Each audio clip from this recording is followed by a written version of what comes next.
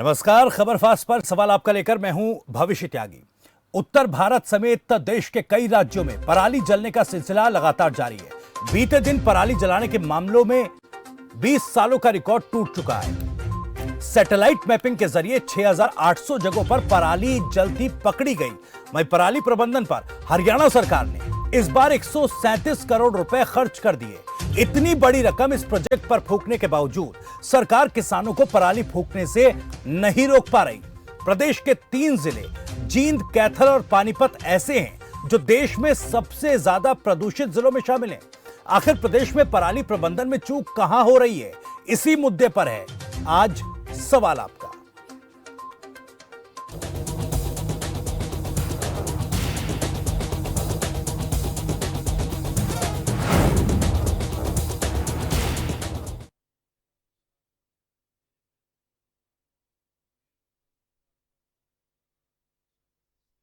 तो कैथल में भी लगातार पराली जलाने के मामले सामने आ रहे हैं। 1047 मामले सामने आए हैं कैथल जिले में। क्या कुछ कहना वहां के अधिकारियों का, जरा सुनिए। कलायत सब डिवीजन का जिसमें वार्ता और कैथल गाँव थे, वहाँ पर बीडीओ ने, एसडीएम साहब ने, सीटीएम साहब ने, हमने विजिट्स किए। वहाँ पर कुछ किसान पराली जला रहे थे। कुछ लोगों ने बड़ा अच्छा प्रबंध कर रखा है इन सीटू का अपना। किसानों को समझाया भी गया है, लेकिन जो किसान नहीं मान रहे हैं उन किसानों पर कानूनी कार्रवाई की जा रही है। फाइन भी लगाया जा रहा है और उचित कानूनी कार्रवाई की जाएगी। हो सकता है एफआईआर भी कराई जाए, क्योंकि अब लोग मान नहीं रहे। इतने दिनों से ऑफिसर समझा रहे हैं, सरकार सब्सिडी दे रही है, तो हम उम्मीद करते हैं कि आने वाले समय में सारे किसान हमारी बात मानेंगे और कोई पराली नहीं जलाएंगे। तो चलिए ग्राफिक्स के जरिए आपको बताते हैं कि आखिर हरियाणा प्रदेश में किस जिले में कितने पराली जलाने के मामले सामने आए हैं। तो कैथल में 1041, करनाल में 840, फतेहाबाद में 853, कुरुक्षेत्र में 518, जींद में 450, अंबाला में 263। इसके अलावा यमुनानगर में 141, पानीपत में 92 मामले, पलवल में 98 मामले अब तक सामने आ चुके हैं। सिरसा में 126, सोनीपत में 58 और हिसार में 46 मामले सामने आ चुके हैं। तो ये मामले पराली जलाने के लगातार सामने आ रहे हैं। और उसके बाद प्रदूषण किस तरह से बढ़ रहा है, किस कदर बढ़ रहा है, दरअसल एयर क्वालिटी इंडेक्स भी हम आपको जिलेवार तरीके से दिखाते हैं। कहां पर वायु की गुणवत्ता कैसी है, देखिए जरा।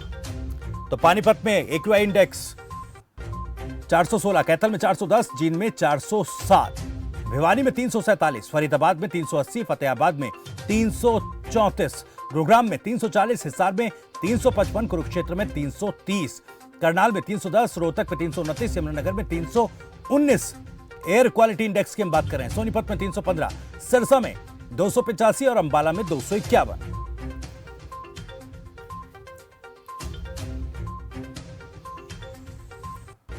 तो आखिर सवाल कही है कि क्यों एक अच्छा खासा बजट खर्च करने के बाद आखिर क्यों तमाम दावों के बाद भी पराली जलाने के मामले कम नहीं हो रहे हैं। इस मुद्दे पर चर्चा करने के लिए कुछ खास मेहमान हमारे साथ जुड़ गए हैं। विजेंद्र नेहरा बीजेपी प्रवक्ता हमारे साथ हैं। गुरजीत मान कृषि विशेषज्ञ भी हमारे साथ हैं। उनके पास जाऊं, लेकिन उससे पहले आपको बता दूं कि आप भी हमारे इस कार्यक्रम में जुड़ सकते हैं। अपनी बात, अपनी राय, अपना सवाल इस मंच पर कह सकते हैं। विजेंद्र नेहरा जी, गुरजीत मान जी, बहुत बहुत स्वागत है आप लोगों का।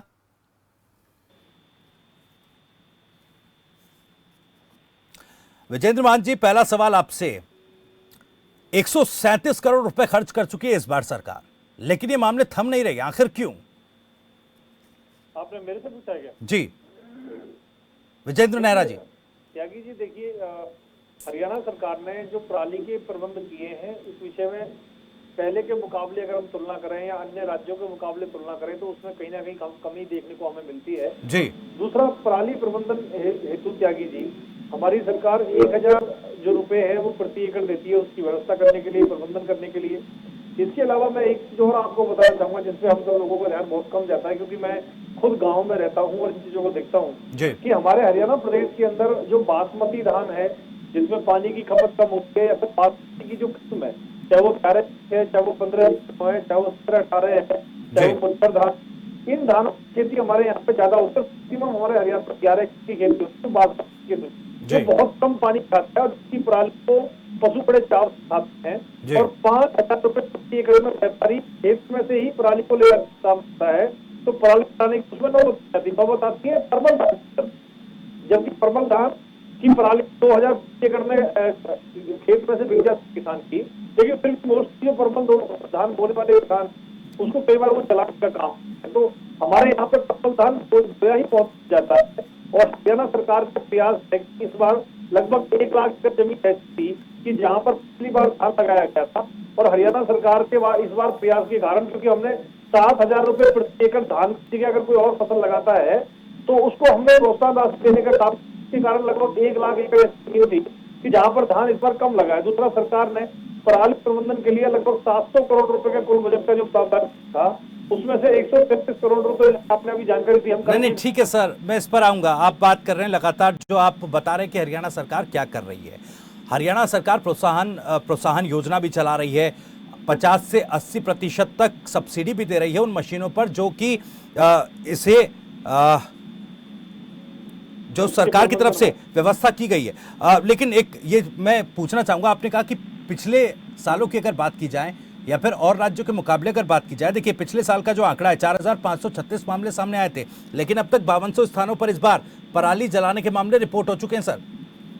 देखिए त्यागी जी, ज्यादातर जो आकलन है वो 15 नवंबर के बाद होते हैं, तो मुझे लगता है अभी इसमें थोड़ा जल्दबाजी है, क्योंकि 15 नवंबर तो अभी आया ही नहीं है और ये जो आंकड़े निकल के आते हैं उसके बाद ही ये निकल के आते हैं। तो दूसरा मैं आपको बताना चाहूंगा कि सरकार ने जो जिस तरह से फसल अवशेष प्रबंधन पर उपकरणों की अगर मैं बात करूं तो 50 से 80% तक जो हमने सब्सिडी दी, उसमें सीआरएम स्कीम के तहत हरियाणा सरकार ने 23,480 पर 50% सब्सिडी देकर किसानों को मशीन उपलब्ध कराई है। ठीक है। दूसरा, हमने जो 6500 सीएससी के द्वारा 27,388 मशीन 80% सब्सिडी पर हमने किसानों को देने का काम किया है। और त्यागी जी, 14 जो बड़ी कंपनियां हैं वो इसके प्रबंधन की व्यवस्था देख रही है। लगभग 2 लाख एकड़ के आसपास जो लैंड है टोटल, जो उसके अंदर जो व्यवस्था कर रही है बड़ी बड़ी कंपनियां, वहां पे कैसे प्रबंधन हो, कैसे किसानों को सिखाया जाए, बताया जाए। और जहां तक बात है, जैसे जिन जिलों का आपने नाम लिया शुरू में, चाहे वो करनाल है, चाहे वो जींद है, चाहे वो हिसार है, चाहे वो कुरुक्षेत्र है, इन जिलों को रेड और येलो जोन में सरकार ने रखा है। और हर जिले के अंदर एक तरह से हमने अधिकारी की ड्यूटी लगाई है, नोडल अधिकारी नियुक्त किए हैं, जो वहां पे मौके पे जाके देखेंगे कि कोई भी किसान पराली किसी भी तरह से ना जलाए। और इसके अलावा बिल्कुल देखिए, कैथल की हमने रिपोर्ट भी दिखाई सर, कैथल की हमने रिपोर्ट भी दिखाई, 1041 मामले सामने आ चुके हैं कैथल जिले में। और उसके बाद अब जो अधिकारी हैं वो फील्ड में उतर रहे हैं जब ये मामले रिपोर्ट हो रहे हैं। मेरा सवाल यही था कि सरकार के दावे तो हैं, हम मान रहे हैं कि सरकार ने कोशिशें की हैं, लेकिन आखिर चूक कहां हो रही है, ये मेरा सवाल। देखिए, सबसे बड़ी बात यही है त्यागी जी कि कुछ लोग मानते हैं, कुछ लोग नहीं मानते हैं। सरकार का कहना, सरकार अपनी तरफ से प्रयास कर रही है, हम प्रोत्साहन राशि भी दे रहे हैं, किसानों को जागरूक भी कर रहे हैं, हम सीएससी सेंटर भी खोल रहे हैं जो कस्टमर के लिए जागरूकता का काम करते हैं, उनको जाने का बताने का काम करते हैं, कंपनियों को प्रोत्साहन दे रहे हैं। नहीं, अगर वैकल्पिक व्यवस्था किसान को मिलेगी तो क्यों आखिर किसान इस तरह का काम करेगा कि उन पर जुर्माना लगाया जाए? या तो जो वैकल्पिक व्यवस्थाएं सरकार की तरफ से चलाई जा रही हैं, उपलब्ध कराई जा रही हैं, वो किसानों तक पहुंच नहीं रही हैं। देखिए त्यागी जी, पहले क्योंकि एक ही व्यवस्था होती थी किसान के पास कि वो इस समय अपने धान की कटाई करता था और जल्दी सी गेहूं की या सरसों की बिजाई करनी होती थी रबी की फसलों की, तो वो उसके पास उपलब्ध साधन एक ही था कि वो आग लगा देता था अपनी पराली को। अभी सरकार ने जो प्रयास शुरू किए हैं उसके माध्यम से मैं आपको बता रहा हूँ, खेत में से व्यापारी जाता है और 5,000 रुपए प्रति एकड़ के हिसाब से बासमती की जो किस्म के धान है उनको खरीद कर लाने का काम करता है। और परमल जैसा धान, उसकी पराली को भी 2,000 प्रति एकड़ के हिसाब से खरीदते हैं। 1,000 रुपए की प्रोत्साहन राशि प्रति एकड़ के हिसाब से सरकार देने का काम करती है। और जो व्यक्ति धान के अलावा कोई अन्य फसलें लगाने जिन्होंने काम किया, 7,000 रुपए प्रति एकड़ के हिसाब से प्रोत्साहन राशि सरकार ने उनको देने का काम किया। ये सिर्फ हरियाणा के अंदर स्कीम है, बाकी किसी प्रदेश में इस तरह की स्कीम नहीं है। तो सरकार इस विषय पर पूरी गंभीर है और पहले से पहले माननीय मुख्यमंत्री जी स्वयं इस विषय को देख रहे हैं। तो मुझे लगता है पहले के मुकाबले हरियाणा प्रदेश के अंदर कमी आएगी और किसानों तक हमारी बात पहुंचेगी, वो समझने का काम करेंगे। ठीक है सर, वापस लौटूंगा आपके पास। गुरजीत मान जी, आखिर क्यों प्रदेश में स्थिति बदल नहीं रही है पराली जलाने को लेकर? दिल्ली में जब प्रदूषण की बात होती है तो दिल्ली सरकार कहती है कि भाई हरियाणा से ये जो धुआं है ये आ रहा है, पराली जलाने के मामले कम होने के बजाय बढ़ रहे हैं। पूरे उत्तर भारत की बात करें तो 20 सालों का रिकॉर्ड टूट चुका है और हरियाणा में ये मामले, देखिए हरसेक की रिपोर्ट की, मैं नहीं कह रहा हूं, हरियाणा स्पेस एप्लीकेशन सेंटर की जो रिपोर्ट आ रही है, रोजाना औसतन 200 जगहों पर पराली जल रही है। अगर इतनी सरकार सजग है, इतनी गंभीर है और प्रयास भी कर रही है, तो फिर आखिर ये आंकड़े थम क्यों नहीं रहे, कम क्यों नहीं हो रहे हैं? जी, इस तरीके की जैसे साथी विजेंद्र नेहरा जी ने बताया, उन्होंने सरकार की सारी स्कीम्स भी बताई। मैं उनसे सहमत हूँ कि सरकार अपने लेवल पे जी काफी प्रयास कर रही है। दोनों तरह के उनके अप्रोच है सरकार की कि प्रोत्साहन भी है और पनिशमेंट भी है, जी ताकि डेटरेंट के रूप में काम करें कि जिनमें थोड़ा लोगों में डर बैठे कि आपको अगर ये ऐसा करेंगे तो ये आपको दंड लग सकता है। जी दोनों चीजें, both the things are in place, लेकिन दिक्कत जो है बहुत बड़ी। एक तो मैं पहले ये बताऊं कि हरियाणा पंजाब ये दो स्टेट्स में है ये काफी बड़ी। इसके अलावा उत्तर प्रदेश में है पराली को जलाने का प्रचलन। जी हालांकि भारतवर्ष में फसल अवशेष को अलग अलग समाओं पर जलाया जाता है, जी लेकिन ये समा क्योंकि दिल्ली और दिवाली को लेकर के एकदम से हाईलाइट हो जाता है, कैपिटल के प्रदूषण को लेकर के। ऐसा नहीं है कि ये इतनी एरिया में ही भारत में स्टबल बर्निंग होती है। जहाँ कहीं दलहन है, तिलहन है, वहां पर भी स्टबल बर्निंग है। सो ये एक पैन इंडिया कॉन्सेप्ट है, जिससे कोई भी प्रदेश वंचित नहीं है। जी लेकिन उसका क्योंकि टाइम फेज अलग है, उन दिनों में हवा कैसे चलती है वो डिफरेंसेस हैं। जी यहाँ जहाँ एक पराली और नेचुरल प्रदूषण जो पहले से प्रदूषण है, उसके साथ साथ नवंबर के महीने में सडनली हवा का स्टैग्नेट हो जाना, रुक जाना, इसमें इजाफा करता है, जी जिसकी वजह से हम बड़े हाइपर हो जाते हैं। हमारा टेलीविजन मीडिया, हमारे न्यूज मीडिया या व्हाट्सएप जो भी है, जी पराली एकदम से बड़ा इशू उभर कर आता है। पराली को जलाना कोई नई प्रथा नहीं है, बहुत समय से है। लेकिन हुआ क्या है कि पिछले 10-20 सालों में और फसलों ने, कॉटन ने अपने आप को हटाकर उस जगह पे पराली वाली फसलें जैसे राइस है, परमल और बासमती, इस तरह की फसलों ने ले लिया, क्योंकि वो समहाउ बेटर इनकम्स फार्मर्स को दे रही थी। जी अब जो आगे है कि 3 तरह के तरीके हैं।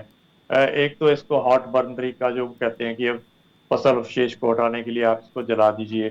मैं अकेले अकेले भारतवर्ष की नहीं, मैं विश्व पटल की बात कर रहा हूँ। दूसरा तरीका है इन सिटू, जिसमें आप पराली को उसी जमीन के बीच में खपत कर देंगे। जी तीसरा है एक्स सिटू, जिसमें आप पराली को जो जो भी फसल अवशेष है वहां से बाहर निकाल देंगे। जी जैसा कि जितेंद्र जी ने बताया कि वो बिकती भी है, कहीं पशु आहार चारे में भी काम आती है, इस जी प्रकार से। लेकिन इसकी वॉल्यूम इतनी है कि अभी तक जो दूसरे दो तरीके हैं, इन सिटू एंड एक्स सिटू, जो इसको निकाल के ले जाना, जी एक्स में है रिमूवल या इसके गांठे बनाना, बेल्स, या ग्रेजिंग ऑफ एनिमल्स। जी ग्रेजिंग ऑफ एनिमल्स तो विजेंद्र जी गांवों से आते हैं, वो लगभग खत्म हो चुका है। गांवों में पशुधन अगर है तो वो एक एक कन्फाइंड स्पेसेस में रहता है, ना ही तो दूसरे किसान एक दूसरे को के पशु को आने देते हैं खेतों में। वो एक social problem over the years आ गई है, वो प्रैक्टिकल नहीं रहा है। लेकिन ये जो 3 इश्यूज हैं, इनमें इसकी बड़ी वॉल्यूम को के लेते हुए अभी जो है वो फार्मर के पास समय नहीं होता। क्योंकि बहुत पहले अगर आपको याद हो विजेंद्र जी, तो मई के महीने में भी पैडी की ट्रांसप्लांटेशन हो जाती थी। लेकिन जल बचत को लेते हुए वो 1 महीना आगे हो गई कि आप जुलाई से पहले इसका ट्रांसप्लांटेशन रोपण नहीं कर सकते। जब आगे चली गई तो हार्वेस्टिंग टाइम भी आगे चलेगा। हार्वेस्टिंग टाइम आगे जाने से इसकी हार्वेस्टिंग और वीट की सोइंग की जो विंडो है वो बहुत छोटी हो गई। जी दोनों के समय इतना कम हो गया कि किसान खर्चा वहन करते हुए भी, चाहते हुए भी, वो प्रबंधन कर नहीं पाता। और जो एक नया अभी काफी उसको उसकी बात चल रही है, बायोडिकम्पोजर पूसा का, जी उसके अभी रिजल्ट्स हमारे हरियाणा पंजाब में विश्वसनीयता से सामने नहीं आए जी कि ये कितना कारगर है। अगर वो कारगर होता है तो फार्मर डेफिनेटली उसको अडॉप्ट करेंगे। जी जो के अब फार्मर्स अडॉप्ट कर रहे हैं, चाहे सुपर सीडर हैं, चाहे मल्चर्स हैं, वो क्योंकि ये बड़ा खर्चीला काम है, मशीनें भी महंगी हैं, चाहे सरकार ने उसमें सहयोग किया है, उसके बाद भी सरकार के सहयोग से बात बनती नहीं। मैं इसके लिए आपको एक एग्जांपल दूंगा कि जो बड़े जोर शोर से 20 रुपए के 4 कैप्सूल की बात की जाती है जी बायोटी डिकम्पोजर को लेकर के, आम अर्बन सुनने वाले को लगेगा कि 20 रुपए में प्रबंधन हो गया। ऐसे नहीं, उसके साथ एसोसिएटेड है, उसमें गुड़ भी लगता है, बेसन भी लगता है, जो 450-500 किसान को अपनी जेब से लगाना पड़ता है। तो 20 जहां बड़ा एक सुलभ सी बात लगती है, वो जो ऊपर वाले हैं वो फिर एक फार्मर की जेब पे बोझ पड़ता है, तो उसको दिक्कत आती है। ठीक है। और ट्रायल उसमें डेफिनेटली हो रहे हैं, जी और फार्मर खुद चाहते हैं कि हम इसको छोड़ दें, जी। लेकिन भी उसको बेचारे को कठिनाई बहुत है ठीक है उसको सर, तो आप लेकर। ये कह रहे हैं कि भाई जब किसानों के लिए ये योजनाएं चलाई जा रही हैं, ये तमाम जो सुविधाएं हैं वो दी जा रही हैं, चाहे सब्सिडी के तौर पर हो या फिर प्रोत्साहन योजना के तौर पर हो, लेकिन जो योजनाओं का क्रियान्वयन है उसका प्रबंधन पहले बेहतर तरीके से करना पड़ेगा, तभी पराली प्रबंधन हो पाएगा। चलिए वापस लौटूंगा आपके पास। एक दर्शक कुलदीप कुरुक्षेत्र से हमारे साथ जुड़े हुए हैं, उनकी भी बात ले लेते हैं, क्या कुछ कहना चाहते हैं। कुलदीप, बहुत बहुत स्वागत है, पूछिए अपना सवाल, क्या कुछ कहना चाहते हैं।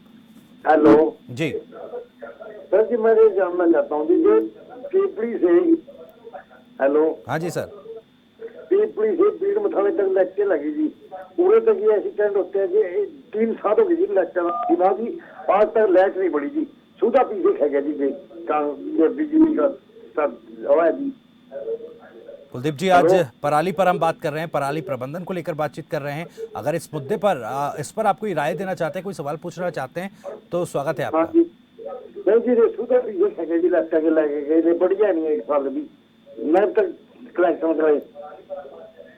चलिए ठीक है, बहुत बहुत शुक्रिया कुलदीप आपका खबरफास्ट के साथ जुड़ने के लिए। और मैं अपने दर्शकों से एक अपील करना चाहूँगा कि अगर आप अपना सवाल रखें तो मुद्दे से जुड़ा रखें। हम तमाम जो सामाजिक मुद्दे हैं, चाहे राजनीतिक मुद्दे हैं, उन्हें उठाते रहते हैं, और जिस दिन जो मुद्दा है आप उसी पर अपनी बात रखें तो ज़्यादा बेहतर होगा। और जब भी आप खबरफास्ट पर कॉल करें अपनी बात या सवाल पूछने के लिए, तो अपनी टीवी सेट की वॉल्यूम को थोड़ा कम कर दें, इससे बेहतर तरीके से आप अपना सवाल भी पूछ पाएंगे और आपको जवाब भी बेहतर तरीके से मिल पाएगा।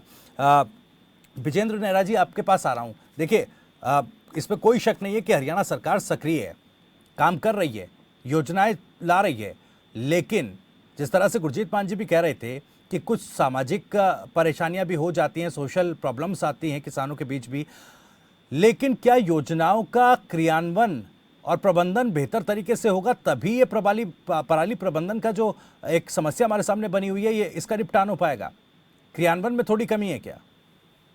देखिए त्यागी जी, कहीं ना कहीं सरकार अपने लेवल पर जो प्रयास करती है, कई बार ऐसा भी होता है कि जब नीचे से सहयोग नहीं मिल पाता तो पूरी तरह से वो जमीन पे योजना नहीं पहुंच पाती है, लेकिन सरकार के प्रयास में कोई कमी नहीं है जी। और इसके साथ साथ जागरूकता के अभियान जो हम लगातार चलाते हैं। दूसरा, जिस तरह से ग्राम पंचायतें होती हैं, तो जो रेड जोन के अंदर जो ग्राम पंचायतें या गांव है, जी। अगर वो रेड जोन के अंदर अपने गांव के अंदर कोई पराली जलाने की एक भी घटना नहीं आती, तो सरकार ने पिछले साल भी एक योजना चलाई थी कि 10 लाख रुपए उस पंचायत को प्रोत्साहन के रूप में सरकार देगी। मुझे लगता है बहुत बड़ा एक अमाउंट है 10 लाख रुपए।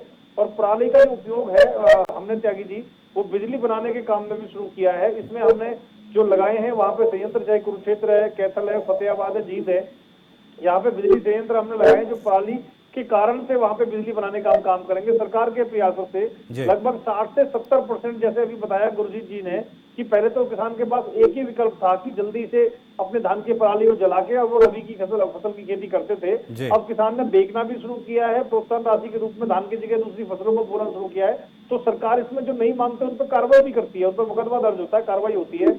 और 3 करोड़ से अधिक जो पौधे लगाए सरकार ने, उसमें भी पर्यावरण को हमें ठीक करने में, AQI लेवल को बढ़ाने में कहीं ना कहीं और हमें उसमें सहयोग मिला है। दूसरा, इसके साथ साथ मैं बताना चाहूंगा कि प्रदूषण वाले जो उद्योग है उसमें भी हमने जुर्माने लगाने का प्रावधान किया है, जनरेटरों को बंद करने का काम किया है। और इलेक्ट्रिक व्हीकल, क्योंकि हम देखते हैं कि पॉल्यूशन फैलाने में हमारे जो वाहन है उनका भी बहुत बड़ा रोल होता है, तो इलेक्ट्रिक व्हीकल को बढ़ाने का सरकार ने प्रोत्साहित करने का हमने काम किया है।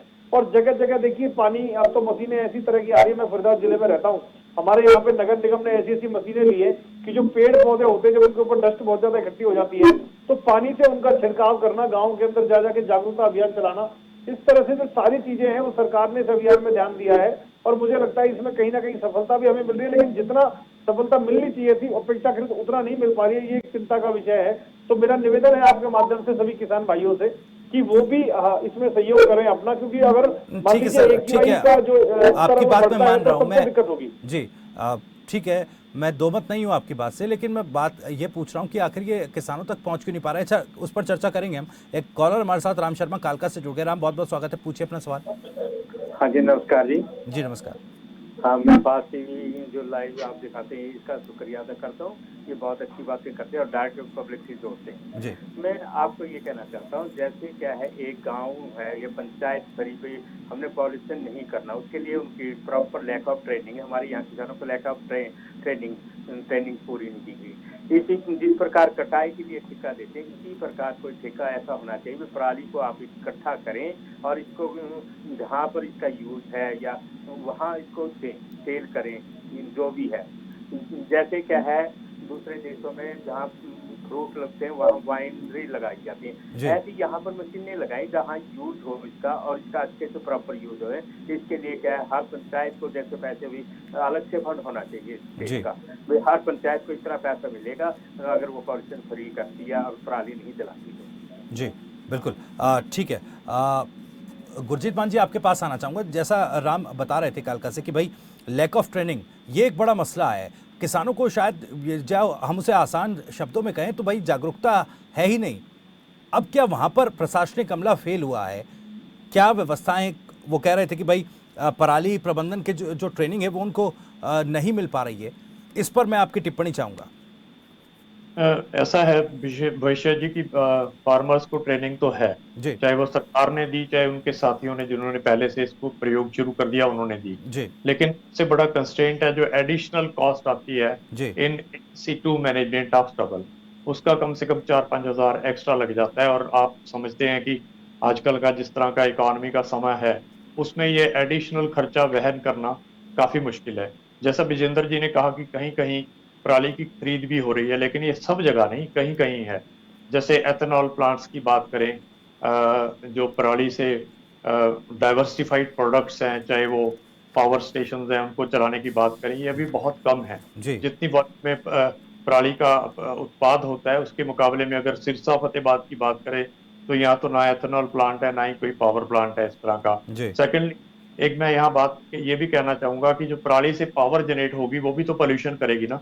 ये जी ठीक है कि वो एक अलग समय में करेगी, कि आपको नवंबर में जरूर राहत मिलेगी, लेकिन जो उसका overall annual load of pollution है वो तो बराबर ही रहेगा, चाहे वो खेत में जली चाहे जाकर के वो किसी पावर प्लांट में जली। जी ये एक अलग विषय है। मैं आप दोनों साथियों को एक ये भी बताना चाहूंगा कि जो डेटा बताता है, मैं नहीं, जी कि जो पांच तरह के पोल्यूटेंट मेनली हैं, agriculture, burning, industry, power, residential and transport. आप ये जानकर बड़े हैरान होंगे कि इनमें से मैक्सिमम जो पोल्यूशन का लोड है AQI 2.5 ppm वाला, जी वो इंडस्ट्री और रेजिडेंसेस का है, जी जो राउंड द क्लॉक है, पूरे साल है। दिक्कत हमें तब आती है जब एक महीना हमारी आंखें जलती हैं और वो जो थोड़ा सा एक विंडो है जिसको हम पराली की पोल्यूशन कहते हैं, जी हम ऐसे लगने लगता है कि पूरे देश को पूरे साल ही किसान की पराली से पोल्यूशन हो रही है, जी जब पहले से मौजूद पोल्यूशन में थोड़ा इजाफा करती है।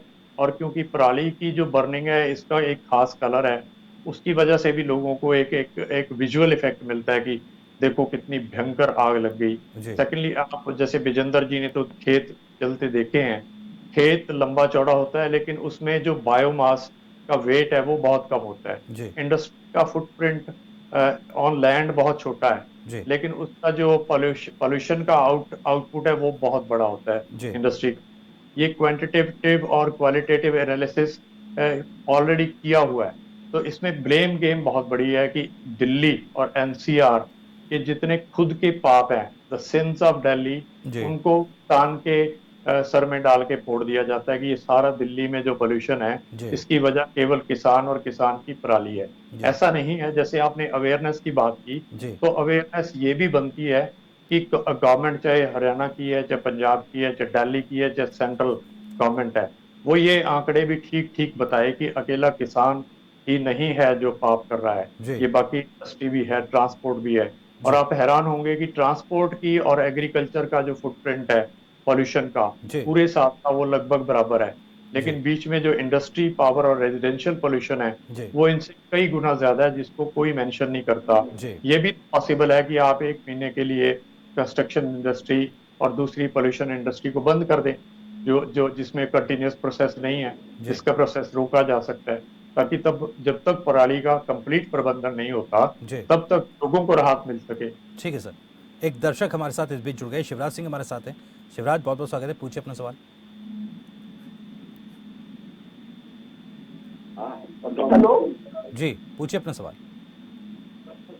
सर, युवराज सिंह पानीपत। जी युवराज सिंह पानीपत से सर। युवराज सिंह मरवा पानीपत। युवराज पूछिए अपना सवाल। हाँ जी सर, बेले पे ना एक तो मेरा चलिए मैं शुक्रिया युवराज अपना अब हमारे साथ जुड़ने के लिए, लेकिन मैं अपने दर्शकों से एक बार फिर से अपील करना चाहूँगा, जब भी आप सवाल करें, जब भी आप सवाल रखें, अपनी बात रखें, तो अपने टीवी सेट की वॉल्यूम को ज़रूर कम कर दें। एक आखिरी कमेंट मैं लूँगा विजेंद्र नेहरा जी से।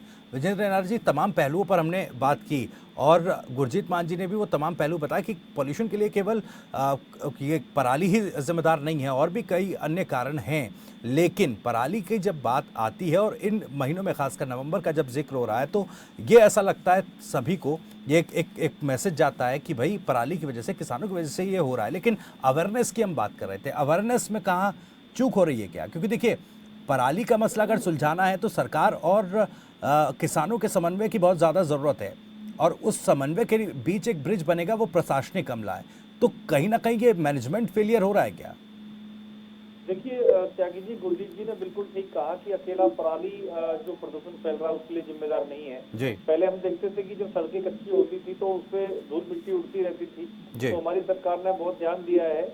माननीय नितिन गडकरी जी बहुत बेहतरीन काम कर रहे हैं इस विषय में, और उन्होंने जो 16 किलोमीटर प्रतिदिन के हिसाब से सड़कें बन रही थी, आज वो लगभग 38 किलोमीटर पर डे के हिसाब से सड़कें बनाने का हमने काम किया, जिससे कि उसमें जो धूल मिट्टी है वो ना उड़े सड़क के ऊपर। उसकी साफ सफाई की व्यवस्था भी हमने की है। दूसरा, जो हमारे उद्योग धंधे हैं, कारखाने हैं, वहां पर हमने 24 घंटे बिजली देने का प्रोविजन शुरू किया है, जिससे कि जनरेटर जो वहां पे चलते थे उसके कारण जो पॉल्यूशन होता था उसमें भी पहले के मुकाबले बहुत कमी आई है। इसके साथ साथ मैंने आपको बताया इलेक्ट्रिक व्हीकल को जिस तरह से प्रमोट हम लोग कर रहे हैं, हमने 3 करोड़ से अधिक हरियाणा सरकार ने इस बार वृक्षारोपण करने का काम किया हरियाणा प्रदेश के अंदर। तो कहीं ना कहीं सब चीजों को मैनेजमेंट बात करें तो मैनेजमेंट की बात की, वो जो योजनाएं जितने भी कदम उठाए जा रहे हैं वो बेहतर तरीके से इम्प्लीमेंट हो, ये तो कहीं ना कहीं एक मुख्य एक बिंदु है जिस पर विचार होने की जरूरत है।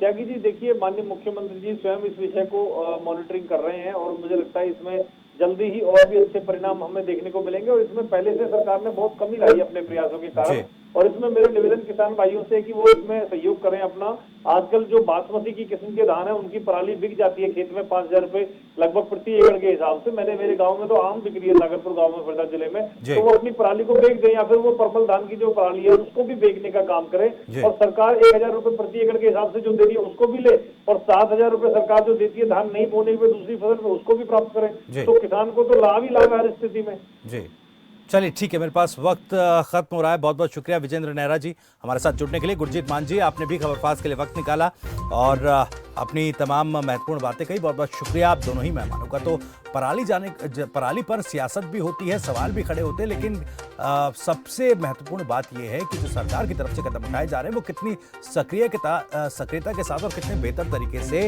इम्प्लीमेंट या क्रियान्वित किए जा रहे हैं। सवाल आपका, मैं आज इतना ही। नमस्कार।